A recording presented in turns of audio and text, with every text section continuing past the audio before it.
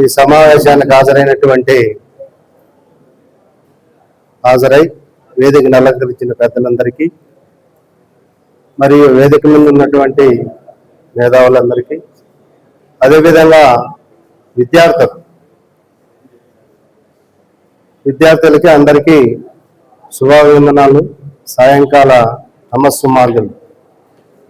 ఈరోజు మనము ఇక్కడ బిందేశ్వర ప్రసాద్ మండల్ అనేటటువంటి ఆయన జయంతి ఉత్సవాలు జరుపుకోవడం కోసం మనం ఇక్కడ సమావేశమైనాము అనేది మన పెద్దలు చెప్తే విన్నాము. ఇంతకుముందు ఎక్కడ కూడా ఈ బిందేశ్వర ప్రసాద్ మండల్ యొక్క జయంతి ఉత్సవాలు కానీ ఆయన అనుకున్నటువంటి వాళ్ళు కానీ ఎవరు లేదు. దాదాపుగా నాకు తెలిసినంత వరకు ఎప్పుడు ఆయన ఉత్సవాలు మేము జరపలే. బీసీలు అయితే కూడా బీసీలు చాలా కార్యక్రమాలు చేసినాం కానీ ఈ జయంతి ఉత్సవం అయితే జరపలే. కారణం ఏమిటంటే ఆయన గురించి మనకంత తెలియదు. ఈ మధ్య కాలంలో ఆయన బీసీల కోసం కష్టపడ్డాడని దాదాపుగా మండల్ కమిషన్ ఏర్పాటు చేసి ఆ మండల్ కమిషన్ ద్వారా బీసీలకి ఇతోధికమైనటువంటి సాయం చేసినాడనే ఉద్దేశంతో మనం ఈరోజు ఈ కార్యక్రమాలు జరుపుకుంటున్నాం. ముఖ్యంగా ఈ పిల్లలు ఉన్నారు చూడండి సార్, దయచేసి ఉండండి. అక్కడ ఉండే వాళ్ళంతా సైలెంట్ గా ఉన్నారు. పిల్లలు మాత్రమే వినాల్సింది ఇది, పిల్లలు మాత్రం పట్టించుకోవడం లే.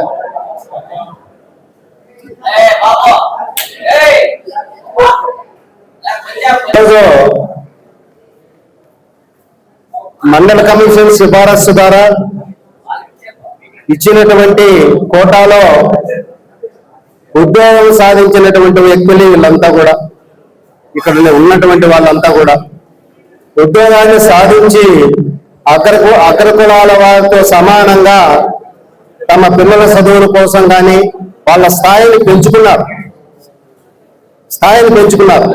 అదేవిధంగా మీరు కూడా ఎందుకు చదువుకుంటున్నారు? ఇప్పుడు మా మాదిరి ఎదగాలని, ఉండే రిజర్వేషన్లు సక్రమంగా ఉపయోగించుకొని మంచి ఉన్నత విద్యను అభ్యసించి రేపు మంచి స్థానాన్ని ఆస్వాదించాలని చెప్పి ఉద్దేశంతో మోటివేషన్ కార్యక్రమం లాంటిది ఇది.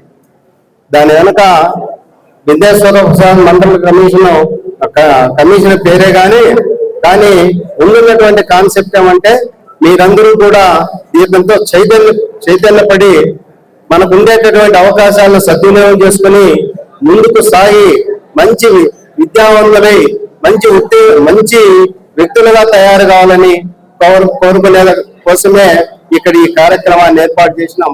కాబట్టి దీన్ని సద్వినియోగం చేసుకోవాలి. ఒకనొకప్పుడు చదువుకునే అవకాశాలు లేవు.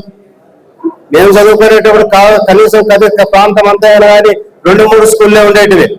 ఈ రోజు ప్రతి పల్లెకు స్కూల్ ఉంది, ప్రతి ఊర్లోనే హాస్టల్స్ ఉన్నాయి, అనేక రకాలైనటువంటి హాస్టల్స్ ఉన్నాయి, చదువుకునే అవకాశాలు మెండుగా ఉన్నాయి. అదేవిధంగా మనం చదువులో బాగా రాణిస్తే ఇతోధికంగా సహాయం చేసేటటువంటి వ్యక్తులు కూడా చాలా మంది ఉన్నారు. వీటన్నిటిని ఉపయోగించుకొని ఎప్పుడైతే మనము ముందుకు అడిగేస్తామో, ఎప్పుడైతే మనము మన గోల్ను మనం చేరుకోగలుగుతామో, మన కుటుంబాలను మనము ఎప్పుడైతే ఆర్థికంగా సాంఘికంగా భద్రపరుచుకుంటామో అప్పుడు నిజమైనటువంటి నివాళులు మనం ఆయనకు అర్పించిన వాళ్ళం అవుతాం. కాబట్టి మనము ఆయన అడుగుజాడల్లో నడిచి మొట్టమొదట మనం ఐక్యంగా ఉండాలి అనేది ఒకటి. రెండోది ఆయన ఇచ్చినటువంటి రిజర్వేషన్ సత్ఫలితాలను అనుభవిస్తూ అది 10 మందికి అర్థమయ్యేలా చేసి వాళ్ళు కూడా ఆ ఫలితాలను అనుభవించే విధంగా ప్రయత్నం చేయడం అనేది ఒకటి. ఈ విధమైనటువంటి మోటివేషన్ కార్యక్రమాల ద్వారా ఈ విధమైనటువంటి స్పందన వస్తుందనేటటువంటి ఉద్దేశంతో ఈ కార్యక్రమాన్ని ఏర్పాటు చేసినటువంటి చింతా నాగరాజు గారికి ఈ సభాముఖంగా ధన్యవాదాలు తెలియజేస్తూ ఉపసంహరించు. వేదిక పెద్దలకు, వేదిక ఉన్నటువంటి బీసీ బాంధవులకు అందరికి నా యొక్క నమస్కారం తెలియజేసుకుంటూ ఈరోజు బీపీ మండల్ గారి ఇతని గురించి చెప్పాలంటే బిందేశ్వర ప్రసాద్ గారి గురించి బీహార్లో ఇతను జన్మించాడు. ధనిక కుటుంబంలో జన్మించాడు, పేద కుటుంబం కాదు. ఒక ధనిక కుటుంబంలో జన్మించి పేదవారి గురించి ఆలోచన చేశాడు. అది ఈయనకి గ్రేట్నెస్. దానికి నాకేం దండిగా డబ్బు ఉంది, హాయిగా నా లైఫ్ గడిచిపోతుంది, నాకు ఎవరితో ఏం పని ఉందిలే అని చెప్పేసి అనుకోలేదు అతను. చూశాడు, సమాజం పట్ల చూశాడు. అరే నా సోదరులు ఈ విధంగా ఇబ్బంది పడుతున్నారే, వాళ్ళని ఏ విధంగా పైకి తీసుకురావాలి, వాళ్ళకి ఏ విధంగా న్యాయం చేయాలని చెప్పేసి ఆలోచన చేసినటువంటి గొప్ప వ్యక్తి ఆయన బిందేశ్వర ప్రసాద్. ఎవరు ఆలోచన చేస్తున్నారు ఆ విధంగా చెప్పండి? నాకుంది, నా ప్లాన్ గడిచిపోతుంది, తరతరాలు నాకుంది, ఇంకేం నాకు ఎవరితో అవసరం ఏముందని చెప్పి ఉండొచ్చు కదా. కానీ ఉండలేక చెలించిపోయాడు. చెలించిపోయి రకరకాల పార్టీలు మారాడు. ఎందుకు? తన ఉనికిని కాపాడుకోవడానికి. ఫస్ట్ కాంగ్రెస్ తో జతగట్టాడు, కాంగ్రెస్ తో మనగలగలే, కాంగ్రెస్ మళ్ళీ వ్యతిరేకయ్యాడు. మళ్ళీ ఒక సోషలిస్ట్ పార్టీతో జతగట్టాడు. జతగట్టి అక్కడ 7 సీట్లు ఉన్నాము. బీసీలు కానీ, ఎస్సీలు కానీ, ఎస్టీలు కానీ, మైనారిటీలు కానీ ఎంత ఇబ్బందులు పడ్డారు, ఇవన్నీ ఇప్పుడు తెలియడం లేదు చాలా మందికి యూత్. ఆ యూత్కు తెలపాలి.